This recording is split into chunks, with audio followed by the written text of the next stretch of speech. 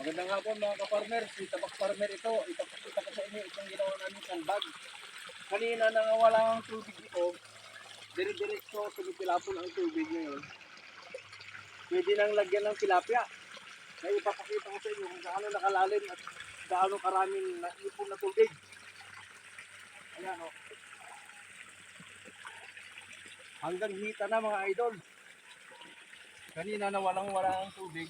Ngayon, sa buong magdamag ito, sigurado, pwede na bukas lagyan ng tilapia. Sayang kasi yung tubig mga idol kung pababayaan natin na matatapon. Pagkatapos yan, kinaumagahan, kailangan mo ng tubig. Wala kang naipon na tubig. Kaya diskarte lang mga ka-farmer, kung gusto mo ng tubig, gayahin mo lang itong ginawa namin. Para magkaroon ka ng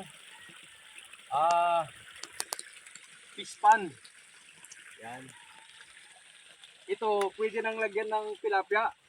Kahit bukas o kaya ngayon, pwede na kasi ito, pagtuloy na darating ang tubig, wala nang awat ito at hindi na makakalabas ang tubig. Meron man, pero mga kunti-kunti na lang. Hindi na kagaya kanina na walang pinupuntahan yung tubig. Ngayon, naipon na natin yung tubig mga idol. At lalagyan ko na ito ng harang. Baka sabihin, baka may bata nalunod. Ako may kasalanan. Pero meron ng harang mga idol.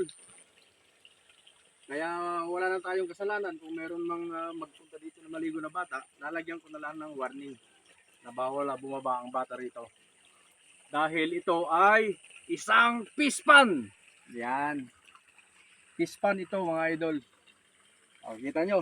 Napakadami ng tubig.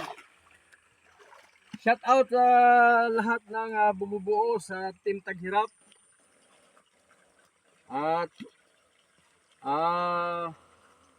sana hindi kayo magsasawa na manood sa aking mga vlog.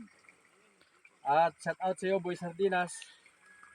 At Mami Sharma, Ma'am Jo na nasa Amerika, from Canada, Auntie Bell at Ilocosor, Romel Ortega. Ito insan, meron na tayong fish pan. Lahat ng bumubuo ng Team Taghirap, shout out sa inyong lahat at magandang taon. Happy New Year sa inyong lahat. Ang inyong ka-farmer, Tabak Farmer. Bye-bye. Pindutin mo na.